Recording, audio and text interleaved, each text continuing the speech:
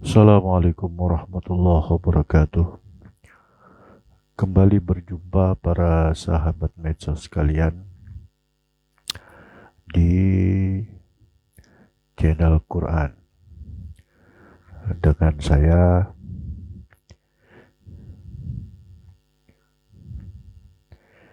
Ya, semoga kita semua selalu dalam keadaan sehat walafiat. Ya, ngopi para sahabat medsos sambil ngopi ya.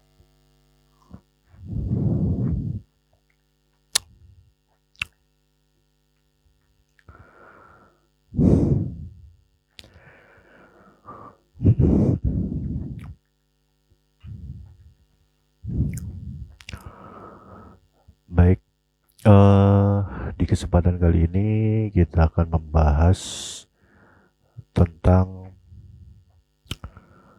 hmm, apa ya?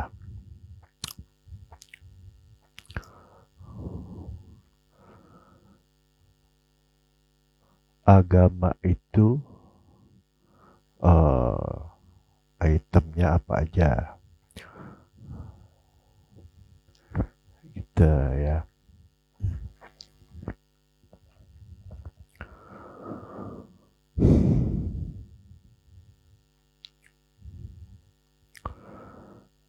Nah, agama ini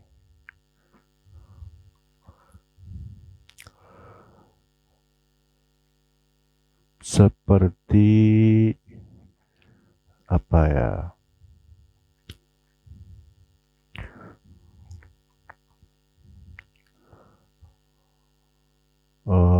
Bis ya. Jadi ada penumpang, ada kondektur atau kernet ya. Kemudian ada oh supir.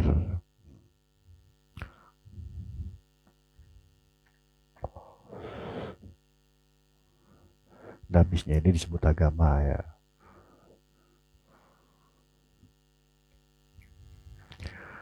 Nah, ini memang yang apa harus kita perhatikan benar ya pola-polanya ya.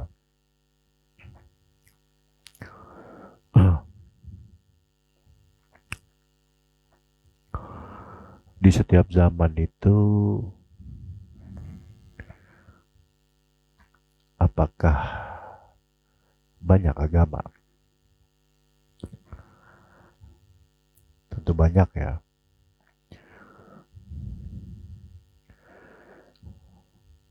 Tapi kenapa selalu diturunkan nabi yang baru sampai penutupnya yaitu Nabi Muhammad.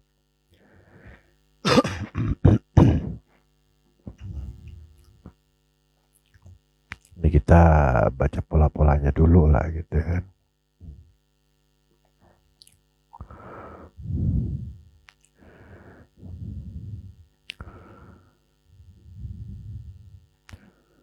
Jadi di setiap zaman itu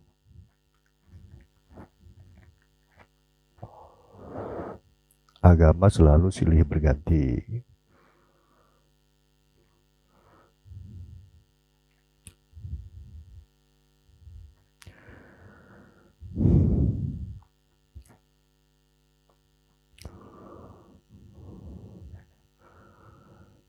Ya, ketika rusak agama terakhir turun nabi baru gitu. Kecuali memang Yahudi ya, nabinya agak banyak.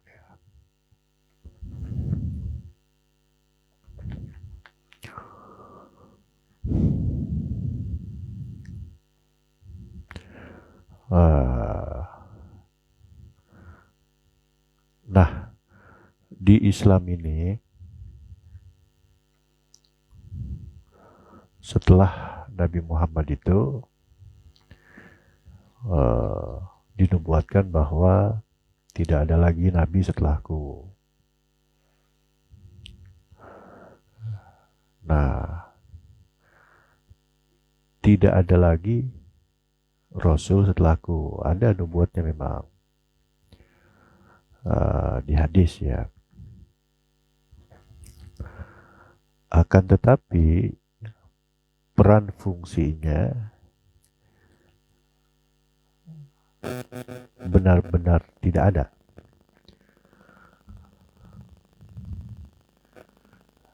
Dan kenapa ditutup gitu, khotam lah ibaratnya. Nah ini menarik ya.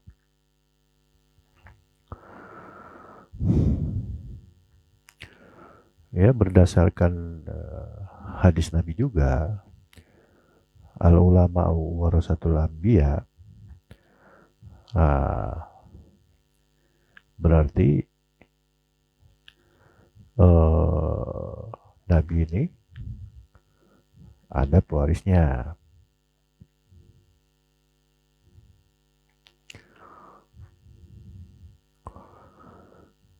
Disebut ulama gitu. Ulama itu artinya orang yang tahu ya, orang yang berilmu, atau itu jamak ya, berarti orang-orang yang berilmu.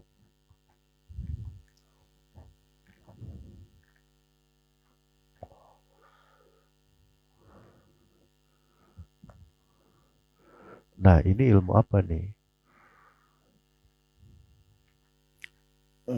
Ada. Ini perlu kita kaji ilmu apa gitu.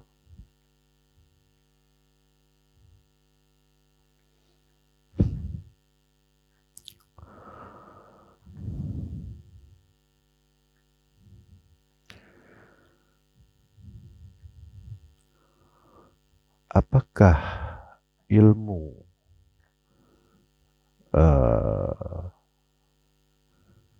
yang harus ini yang ditinggal gitu, yang diwariskan? Ilmu yang apa bahasanya ya? Yang sudah ibarat buah, apakah diwarisi buah?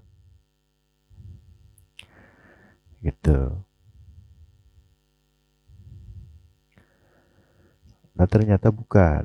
Buah ini kias akan baca tulis ya. Daya serap otak akal saja. Atau syariat saja. Ternyata tidak. Nah sedikit catatan, agama Yahudi ini dikenal dengan agama syariat. Bahkan kabarnya itu di kitabnya Taurat itu gambaran tentang surga dan neraka itu tidak ada. Jadi hanya full syariat tuh. Baik hubungan horizontal atau vertikal.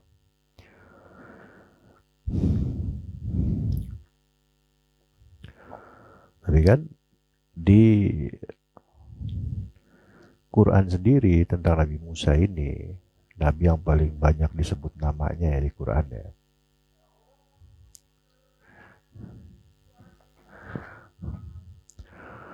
Beliau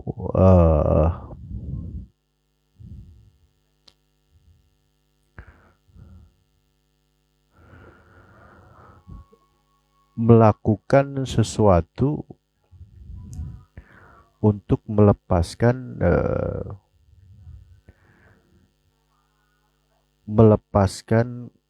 kalau bahasa sekarang itu melepaskan berspiritual gampang ya, melepaskan kesadaran jasmani masuk kepada kesadaran ruhani.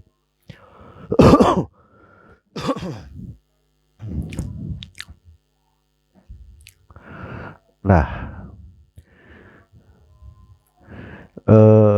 dan di hadis itu ketika peristiwa Isra Mi'rajnya Nabi Muhammad kan yang sangat populer itu, Nabi yang menyuruh Nabi Muhammad untuk negosiasi kembali kepada eh, Tuhan, kepada Allah, itu adalah Nabi Musa. Berarti beliau ada di langit. Sedangkan syariat itu belum ke langit, gitu. Nah, di sini yang harus diperhatikan agak lebih mendalam ya, harus lebih mendetail lagi.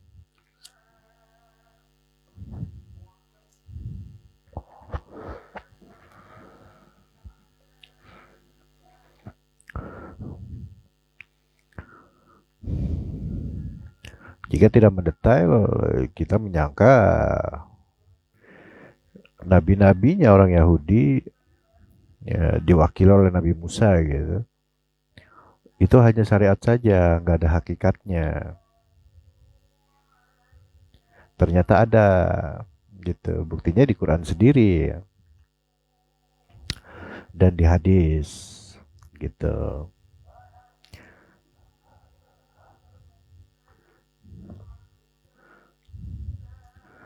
Nah,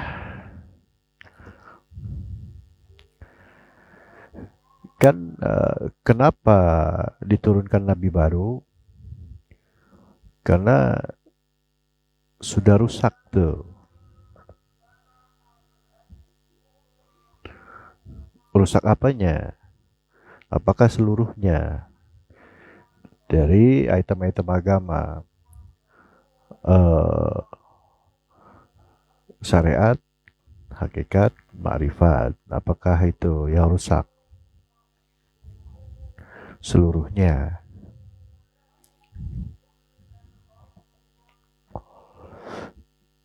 Ternyata sepanjang yang saya tahu itu tidak. Buktinya bahwa para nabi itu diturunkan untuk meninggikan kalimat la ilaha illallah. Itu bukan hanya mengajarkan zikir la ilaha illallah, tetapi mengajarkan juga cara untuk berhakikat dan bermakrifat. Seperti itu ya. Nah, ini harus diperhatikan kembali.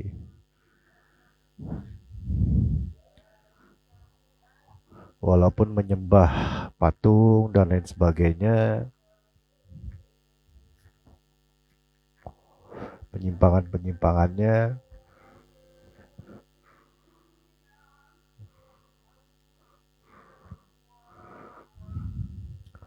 tapi nyatanya syariat dari agama-agama yang diturunkan nabi-nabi baru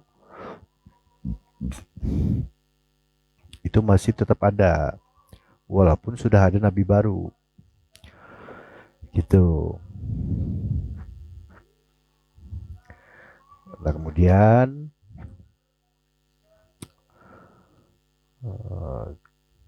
terjadi proses dakwah uh, bertahun-tahun, berpuluh tahun, bahkan ratusan tahun. Kemudian keluar syariat baru. Seperti itu ya.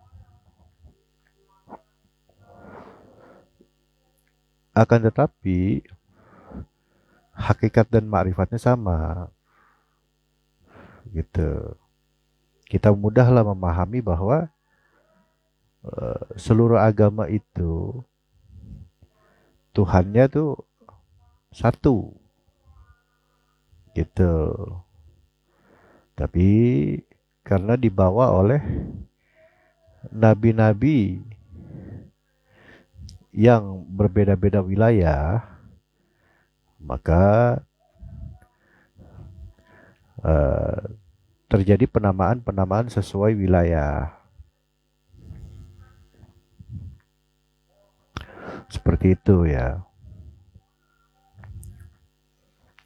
Kalau Yahudi identik dengan sebuah keturunan atau klan ya, atau ras ya, sehingga dikenal ya agama ras ini gitu ya. Ya itu jadilah agama Yahudi. Nah kemudian Nasrani, Nasoro bahasa Arab artinya penolong, filosofis akan posisi Rasul itu memberikan syafaat ya gitu. Atau ada catatan lain mengatakan Nasoro Nazaret, tempat lahirnya Nabi Isa.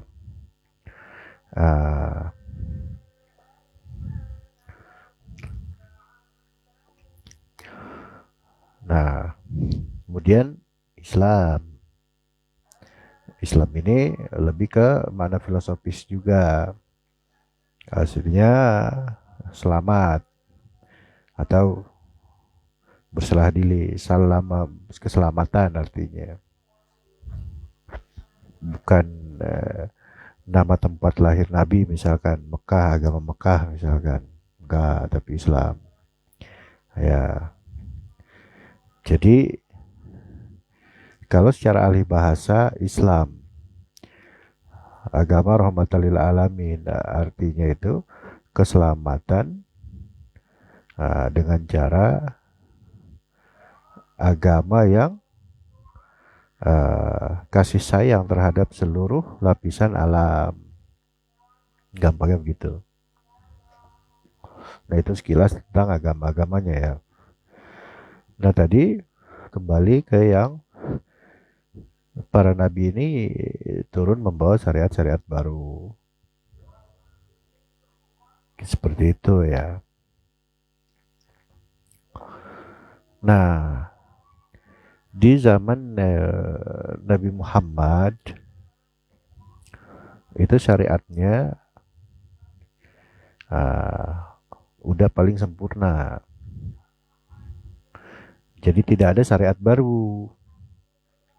Gitu. Jadi ulama-ulama pewaris Nabi ini tentu saja tidak membawa syariat baru.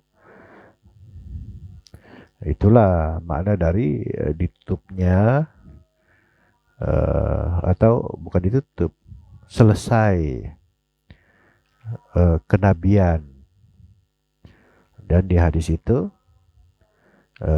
risalah. Maksudnya sudah sampai puncak. Nah, tinggal penamaan. Ternyata secara peran fungsi bukan berarti ditutup itu existing. Nabi dan Rasul itu tidak ada. Ya kalau khotam di sini dengan makna tidak ada, maka ya kiamat sudah gitu. Alam materi ini sudah tidak dibutuhkan gitu. Alam dunia ini sudah tidak ada. Seperti itu ya. Kenapa ya? Karena sudah tidak ada ketersambungan antara dunia dengan alam maha mutlak atau kepada Tuhan. Udah gak ada sambungan.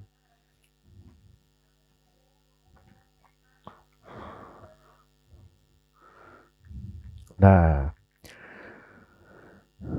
disinilah yang menariknya ya.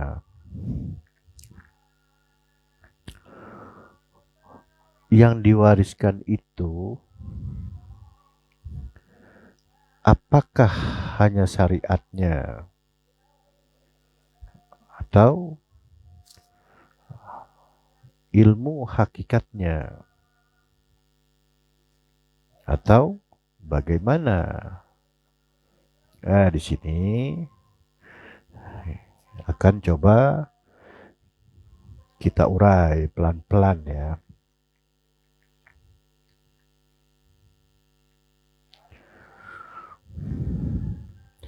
Iya, berdasarkan sebuah hadis bahwa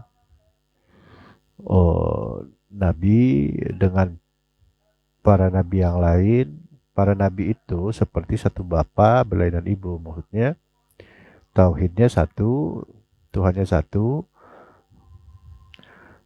tapi syariatnya berbeda.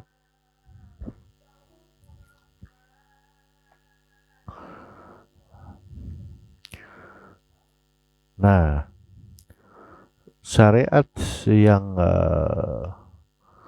kita pahami sebagai hubungan vertikal dan horizontal, aslinya itu semuanya hubungan vertikal, walaupun bukan ibadah tertentu ya.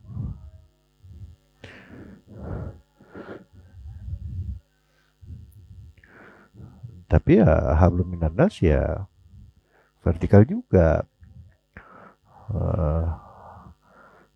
Ayatnya ya wa huwa ma'akum aina ma kuntum, kan gitu. Jadi itu menandaskan bahwa dimensinya itu kita untuk kita bertuhan itu bukan hanya di tempat-tempat ibadah, gampangnya begitu. Tapi dimanapun ya kita tetap bertuhan.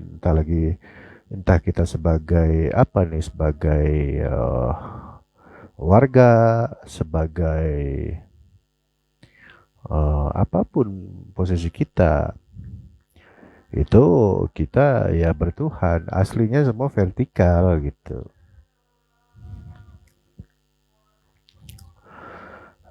Kalau bahasa Qur'annya itu berbuat baik dengan seizin Tuhan, gitu.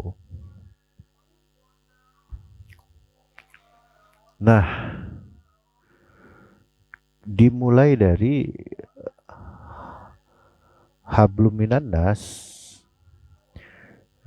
dia juga bernilai ibadah kan, ada ketuhanannya di situ, tetap membawa Tuhan dalam hablum minannas. Maka ketika hablum minannas ini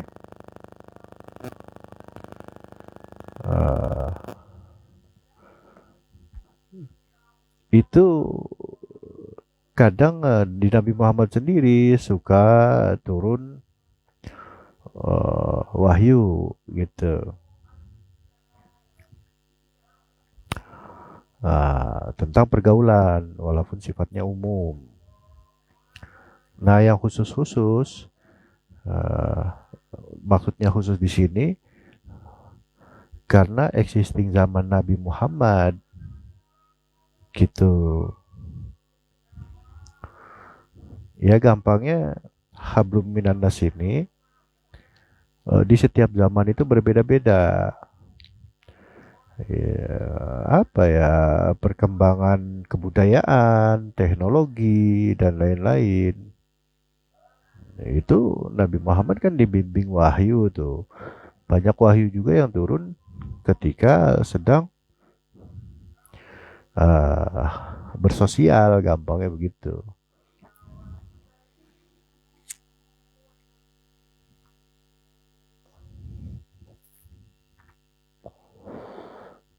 Tapi semua, nah ini pentingnya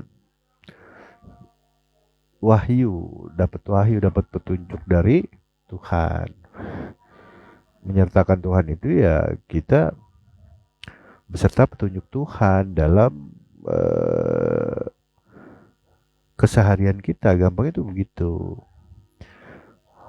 Nah, tapi ini bertahap ya.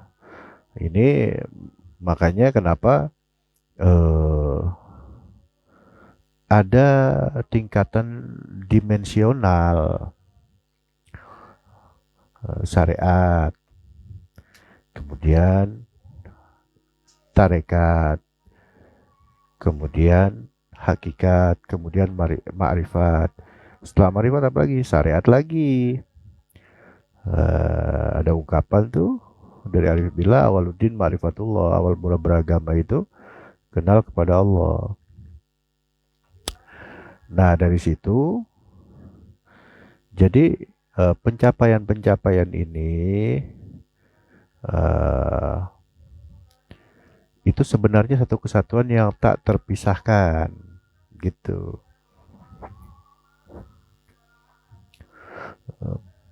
Jangan seperti Wahabi yang mereka mengatakan ya, tidak ada itu zaman Nabi dipisah-pisahkan begitu. Ah, loh kenapa tidak ada? Mereka tuh tidak memahami betul tentang tahapan-tahapan orang dalam berspiritual gitu. Atau ya kan spiritual tuh bahasa kearifan lokal ya. Tahapan-tahapan dalam beragama. Memang Nabi tidak menyebutkan secara terang benderang tentang apa namanya tingkatan dimensional ini, syariat, tarekat, hakikat, ma'rifat. Di semuanya itu ada syariat-syariatnya semua gitu. Sampai setelah ma'rifat pun ya mulai bersyariat lagi gitu. Jadi ada syariatnya syariat, ada syariatnya tarekat, ada syariatnya hakikat, ada syariatnya ma'rifat. Ya, kemudian berbuah syariat. Ada ma'rifatnya syariat, ada hakikatnya syariat, ada tarikatnya syariat, ada syariatnya syariat. Ya tinggal diputer-puter. Intinya kesimpulannya sama kayak kita sehari-hari uh, nggak terpisah antara jasmani dan rohani kita, kecuali sudah meninggal gitu. Nah, ilmu kenabian itu hakikatnya membuka kesadaran tentang eksistensi ruh. Hanya begitu saja sebenarnya. Nah, itu apa namanya? Apa tadi? Ya di bahasa bahasa Islam itu disebut iman. Gitu. Nah, iya, dengan kesadaran ruh aja, sebenarnya membuka kesadaran ruh itu aja. Nah, kita kan ya tentu eh, tidak bisa terbayangkan kalau tidak masuk dimensi ini. Kalau hanya teori seperti ini, seperti yang saya sampaikan ini, mungkin bisa dipahami secara kata-kata, tapi secara pengalaman empiris sangat berbeda sekali. Seperti apa bedanya? Coba bayangkan Anda wafat, tapi kesadaran Anda masih hidup. Nah, itu nggak kebayang kan? Nah, ilmu kenabian itu sebenarnya tuh itu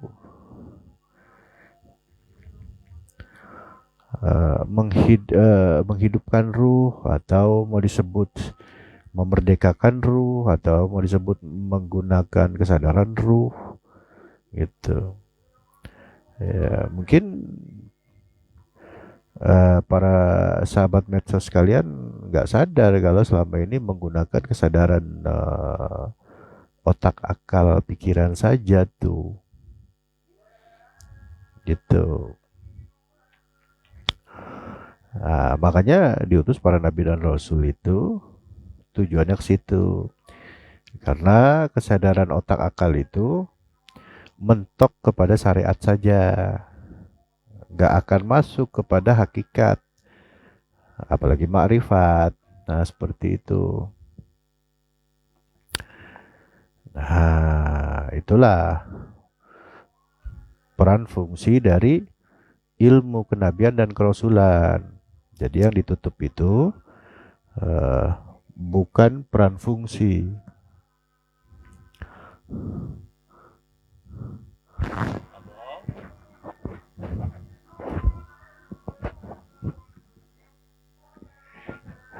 Akan tetapi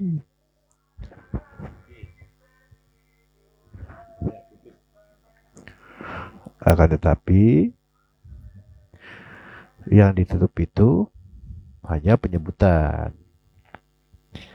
Ya, gitu. Ya gampangnya begini kan khotam tuh ya. Khotamun nabiyyin.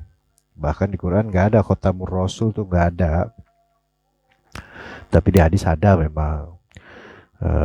Apa tuh teksnya?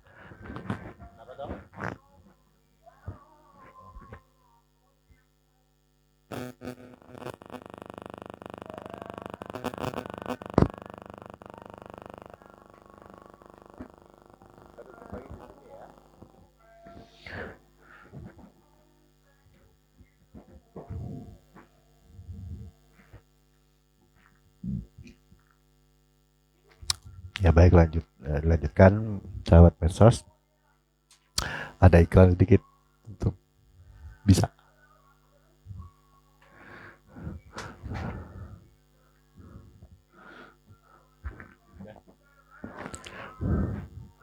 Nah, uh, sampai mana tadi ya?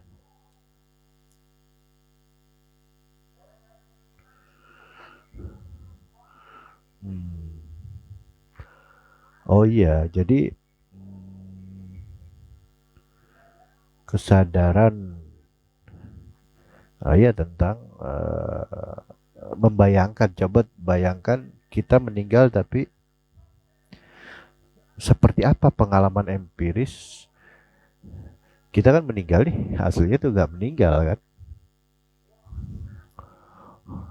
tapi aslinya kita tuh nggak mati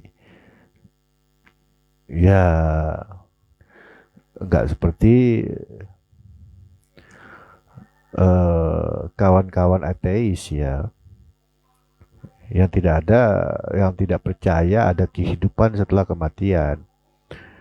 Ya orang beragama apapun ya percaya setelah kematian itu ada kehidupan lagi, langsung itu. Jadi hanya seperti memasuki pintu saja, gitu. Gampangnya gini, tubuh kita mati tapi kesadaran kita hidup. Itu ngebayanginnya gimana? Kan sama-sama hidup tuh. Nah, itulah yang disebut apa namanya? Kami sebut ini di praktek eh, Torikoh Naksabandiyah Khalidiyah Al-Mahdiyah Nusantara ini kami sebut dengan sistem iman gitu. Jadi si ruh ini walaupun masih hidup, awalnya itu ditanamkan iman ya, sebagaimana di surah Syura 52 kan gitu. Nah kemudian adaptasi sehingga berpindah total kesadaran kita dari kesadaran otak akal kepada kesadaran ruh.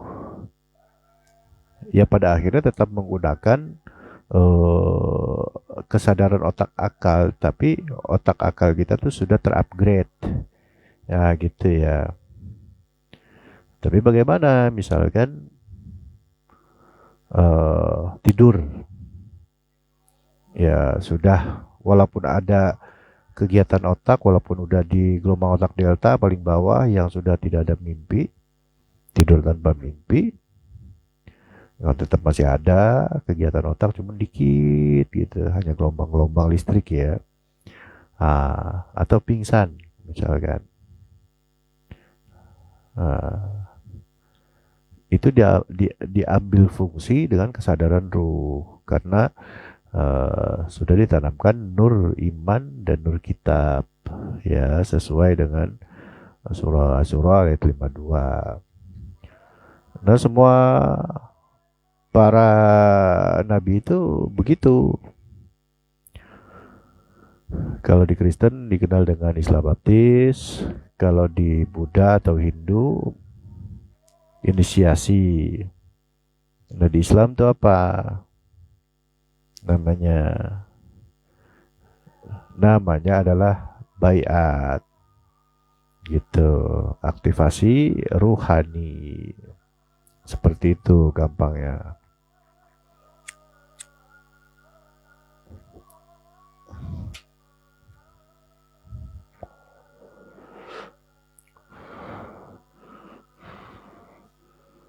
Nah, aktivasi ruhani inilah sebenarnya ilmu para nabi dan rasul. Seperti apa itu?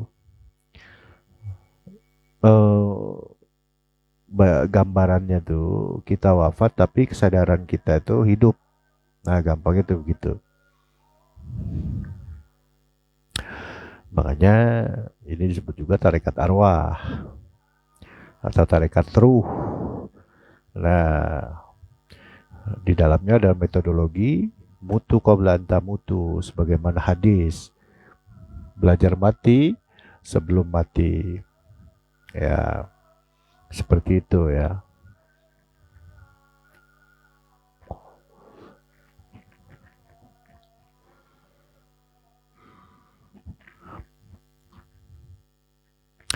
Nah, memang eh enggak semua tarekat kan banyak tuh. Enggak semua apa namanya? Guru-guru tarekat itu mengawali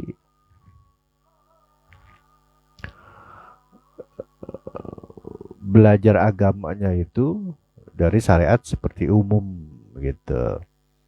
Itu sangat jarang sekali. Nah,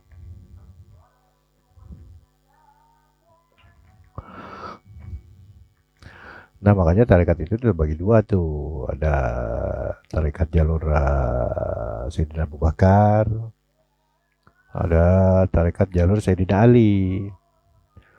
Nah, dikisahkan itu yang dari jalur Sayyidina Ali dulu saya Abdul Qadir Jilani itu awalnya ditarekat jalur Sayyidina Abu Bakar tapi nggak kuat.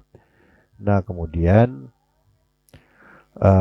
beliau mengembara mencari cara agar supaya bisa adaptasi dengan tarekat jalur Sayyidina Abu Bakar ini.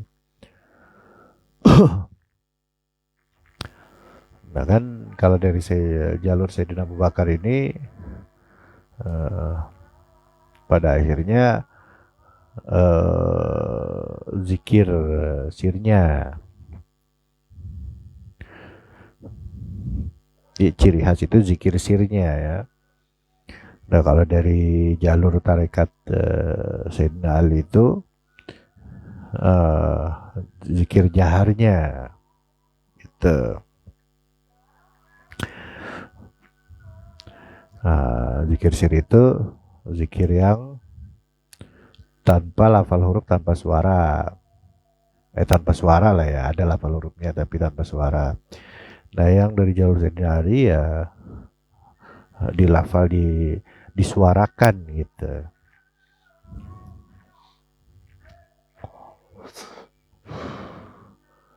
Nah, makanya Masyhur dikenal dengan tarekat Qadiriyah wa Naqsabandiyah dari jalur Sayyidina Ali.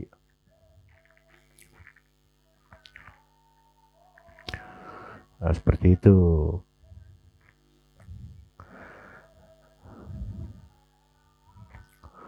Nah, kemudian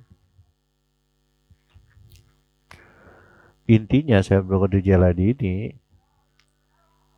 tetap ingin mengambil, tetap ingin stay tune di intinya itu zikir sir, zikir tanpa lafal huruf gitu.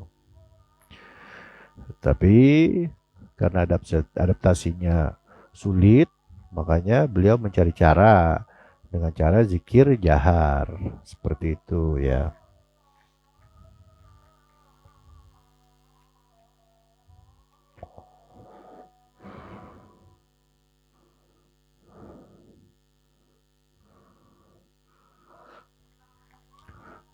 Nah, ini makanya juga kalau mengambil cara dari jalur eh, syariat ya,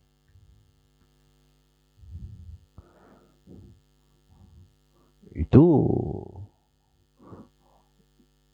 lama sekali tuh untuk bisa adaptasi di hakikatnya gitu.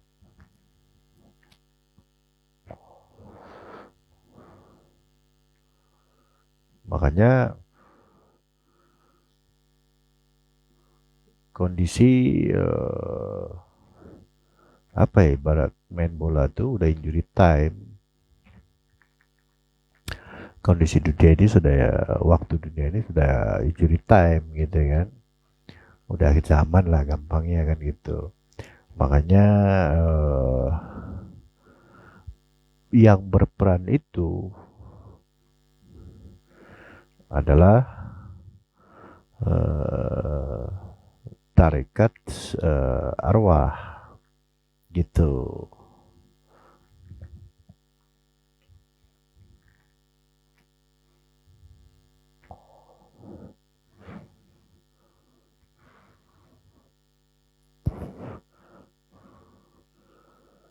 Nah, itu simbolnya adalah peran Nabi Isa di akhir zaman. Nah, makanya nubuat-nubuat eh, hadis dan hadis tentang akhir zaman eh, itu semuanya kias, menggambarkan tentang pola dari penyebab rusaknya akhir zaman itu. Karena rusaknya agama, rusaknya praktek beragama.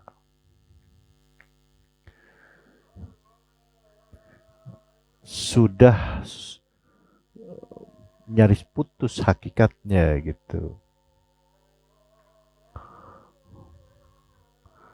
Makanya disimbolkan akhir zaman itu Nabi Isa yang turun menggambarkan tentang ilmu hakikat seperti itu ya.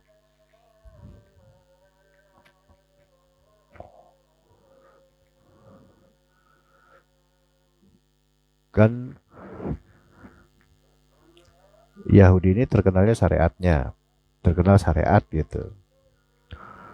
Walaupun tentu saja ada hakikatnya. Nah kemudian Yahudi rusak diganti sama Nasrani.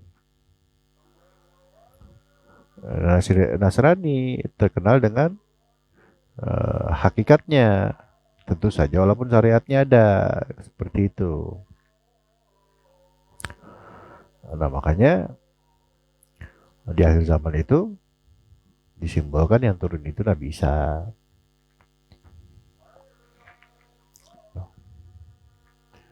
Kenapa diawali dengan Imam Mahdi?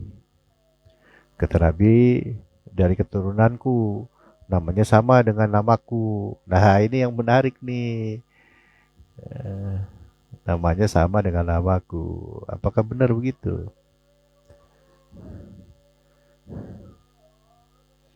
Nah, gimana sih? Hadisnya itu namanya apa? Dari keturunanku, terus gimana lengkapnya tuh apa? Iya, namanya sama dengan nama aku kalau nggak salah ya. Tapi kenapa disebut Imam Mahdi? Ya, seperti itu ya. Nah ini itu secara dalil ya, menggambarkan bahwa Al-Mahdi ini membawa sosok eh, ilmu hak membawa ilmunya Nabi Muhammad, tapi melalui maskot hakikat yaitu Nabi Isa. Gampangnya seperti itu. Ya tentu masternya eh, Nabi Muhammad, maskotnya apa namanya, masternya ya dari hakikat bahkan ma'rifat kan gitu. Jadi sebenarnya Yahudi itu syariat, Nasrani hakikat, Islam makrifat. Aslinya tuh begitu. Ciri khas dari dimensi yang dibawa para nabinya masing-masing. Nah, di akhir zaman ini sudah tidak ada lagi syariat baru.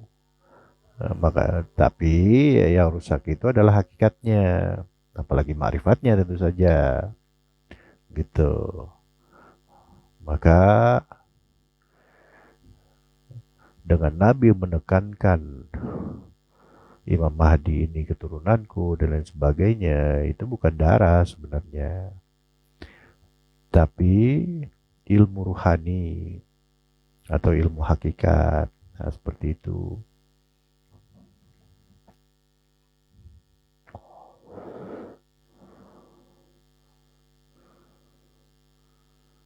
Nah, ini yang menarik.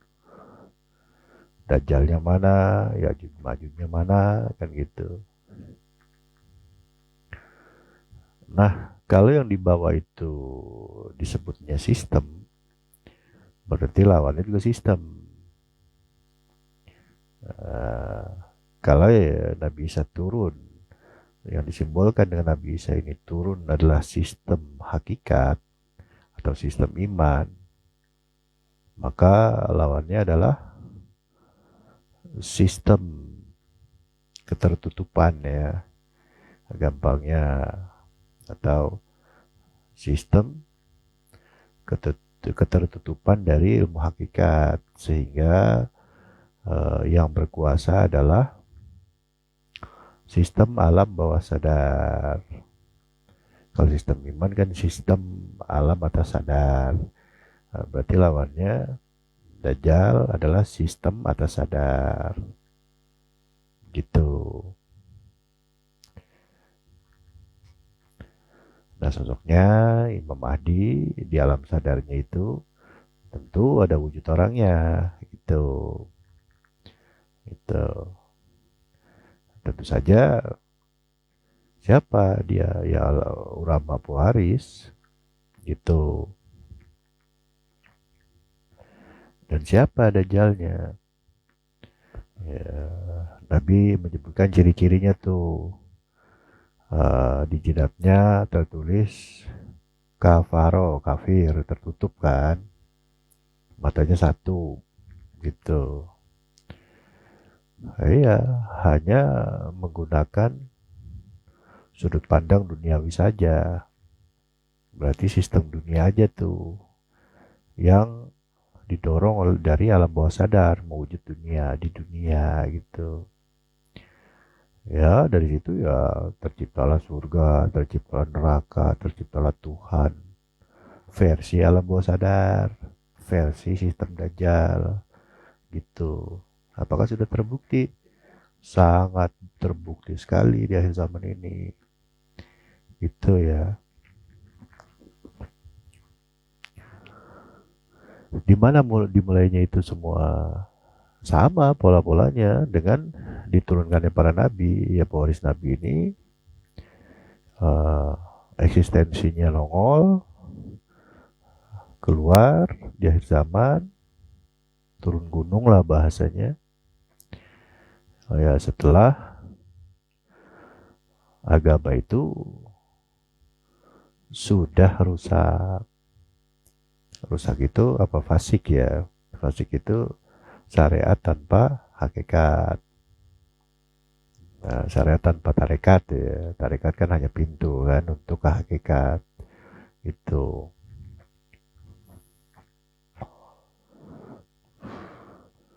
Kemudian bagaimana yang zindik? Itu sama, rusak juga. Itu. Dilihat yaitu dia berhakikat dengan melakukan segala ritual-ritual. Tapi arahnya untuk instan mendapatkan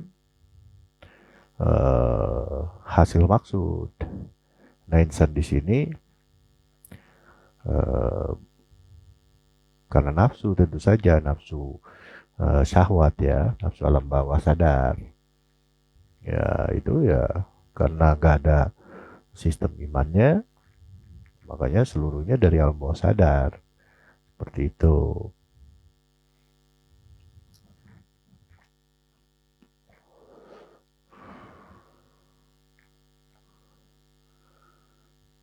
Nah, berarti yang perlu digarisbawahi, yang pertama, pola-pola dari diturunkannya orang-orang pilihan dari nabi-nabi sampai Nabi Muhammad, kemudian diteruskan sama pewaris-pewarisnya, orang-orang pilihan kan. Nah itu penyebabnya sama, rusaknya ketersambungan praktek agama dengan langit. Yang tadinya agama samawi hanya tinggal nama, hanya menjadi agama ardi. Yang tadinya agama langit hanya menjadi agama bumi. Gitu. Walaupun di akhir zaman ini sama alasannya, polanya sama. Itu. Yang tadinya agama itu tersistem iman menggunakan akal pikiran atas sadar, berkesadaran ruh, langit, berkesadaran langit, gampangnya begitu. Tapi hanya menggunakan akal pikiran bawah sadar atau otak ya.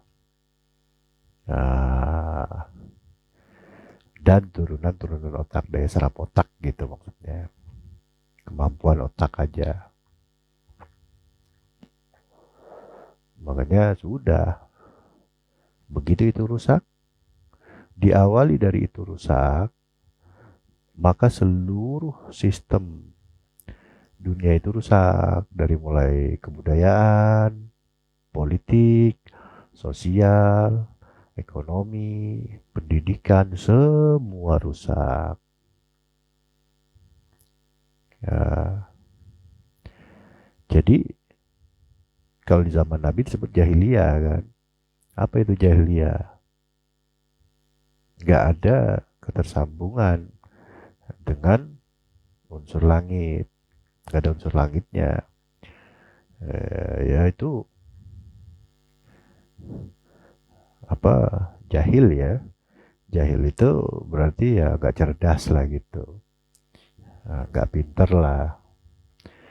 Ya tentu saja menggunakan ini tuh ya belum pinter gitu.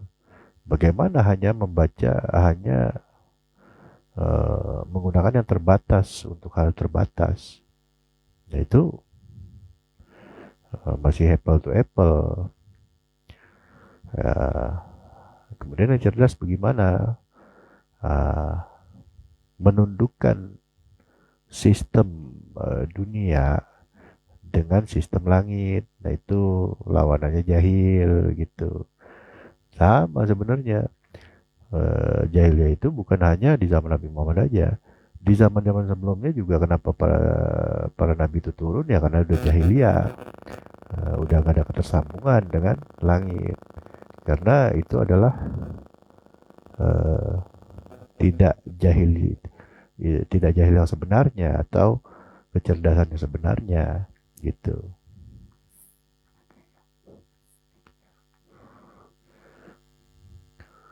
Ya contoh misalkan Abu Jahal, apakah Oon pelangap-pelongo IQ rendah? Enggak, dia pemimpin,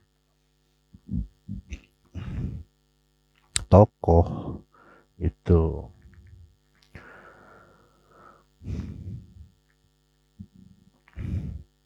Intelektualnya hidup, tapi spiritualnya mati, gampangnya begitu. Nah, sama Firaun juga begitu. Ya, apakah Firaun intelektualnya kagak wah, kagak hebat? Wah, hebat sekali gitu. Tapi spiritualnya yang minus. Lah, Namrud juga gitu. Ya, kaum-kaum ya sama. Di akhir zaman pun sama. Cuma Nabi membuat kias itu ya Dajjal, Yajuj Majuj gitu. Ya mereka intelektualnya luar biasa. Cuman spiritualnya yang gak ada. Nah gampangnya begitu. Nah baik, itu hanya sedikit, bukan sedikit ya apa namanya, obrolan-obrolan ya, ngobrol-ngobrol apa santai tentang pola-pola dari Nabian. Nanti ada lagi tentang umat Muhammad itu apa dan lain sebagainya gitu ya. Baik, sampai sini dulu. Mohon maaf atas segala kekurangan. Ilahi anta maksudi uridu qamat lubi. Assalamualaikum warahmatullahi wabarakatuh.